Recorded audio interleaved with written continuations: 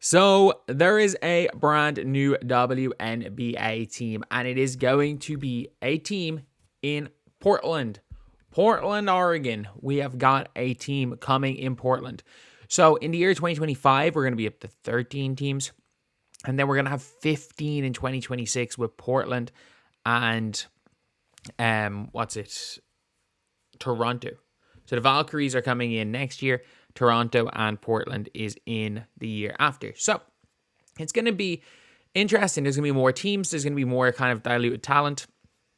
I do want to apologize if the screen's something's going wrong on my camera. I don't currently have my proper laptop with me, so I'm currently using like a really old MacBook, which doesn't really have the power to do anything. But yeah, so basically, Portland are now in as the team numero 15. I don't even know if 15 is in Spanish, so there's no point saying that.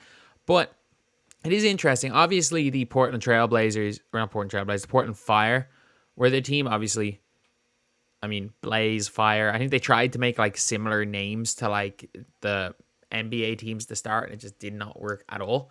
But they were the Portland Fire. They lasted 2 years or 3 seasons, and they disbanded after their best season where they were 500. As well as that, like, probably the most known player, as far as just for myself anyway. Like, I would have known, obviously, Vanessa Nygaard, heard the name, and then, like, Jackie Stiles was...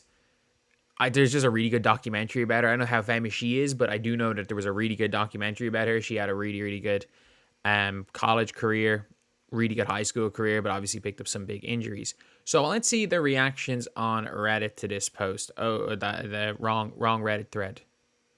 There we go. And my face just going crazy didn't help. But your city as a team again, as a Storm fan, puts you in an awkward position. Rosters are getting blown up in 2026. Expect a lot of one-year deals. There's one more team coming in 2027. So it'll be timed more to the CBA. It's going to be insane. Like, I think there's just going to be random teams. Like, teams are going to just have random players. It's going to be mad. It is going to be mad. So people seem to be happy. Looks like the owners have deep pockets given what they invested in the Kings and the Portland Thorns. Okay, so it's owners that are like related to the Kings, right? Related to the Sacramento Kings, which is a surprise. I'm sorry. Like, if you are the WNBA, I get it. You want Portland to have their team. Shaq should be one of the main people funding the Sacramento Queens. Please, like, that would be one of the funniest things ever. Is if, I think he's like a part owner in the Sacramento Kings. If he becomes like a bigger part owner of the Sacramento Queens, that would be ironically one of the funniest things ever. Shaq announces ownership of the Sacramento Queens. Like, if you know, you know. That's all I can say. But the team coming into Portland, obviously Portland is a big basketball city. I think it does help that Oregon in women's basketball have been pretty good, but I don't know. I haven't watched too much college basketball outside of like Iowa, Juju, and a few others. But like, are Oregon still? Did they just have kind of that one like superstar, like couple of years where they had? I remember Holly Winterburn was sitting on the end of the bench for that Oregon team, like, and she's a hooper. She could easily be a WNBA player. When they had Satu, when they had Sabrina, I think Niara, I think we're both Savalis were there. I think. I'm not sure about how healthy Niara was in college, but like, that was a serious college team. But it's going to be good to see all these expansion teams. I wonder what's going to happen with the expansion draft, because I know there'll be an expansion draft next year, but there's only like 2 veteran players under contract through like past 2026. Like, I think the only people that are under contract after next season are rookies or are people on rookie deals and like 2 other players. I don't think this summer anyone's going to be dumb enough to sign anything longer than a 1-year deal. So I genuinely think in 2026, it is going to be pick who you play for. And I think the Indiana Fever have probably got the best shot of landing some big players, because regardless of the CBA, they've still got Caitlin Clark, Aaliyah Boston, and Lexi Hull under rookie deals. I would get off Melissa Smith as soon as possible. Like, if there's if what Cheryl Swoops is saying that like, well, she's heavily implied she has insider knowledge that there are significant players that want to leave. I'm guessing Melissa Smith is that significant player because it's very obvious she wants out.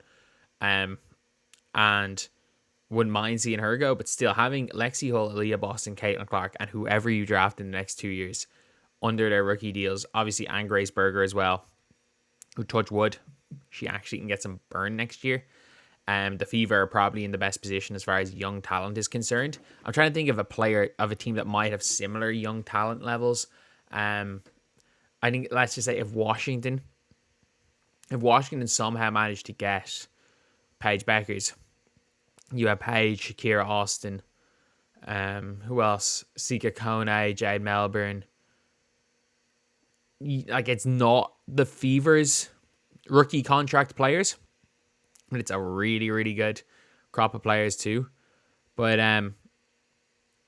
actually, what am I talking about? No, Lexi Hull's not under contract, which means Jade Melbourne and Sika Kone aren't under contract.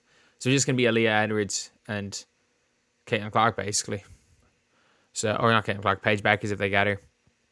If the Sparks could have a really good trio of Paige Beckers, Cameron Brink, and Rakia Jackson if she goes there for the 2026 free agency. But it's going to be very interesting to see what happens because teams could just all decide, players could probably just decide to sign with Portland.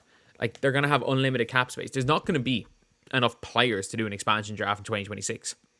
I think they're just going to have to sign a bunch of free agents. And it's funny.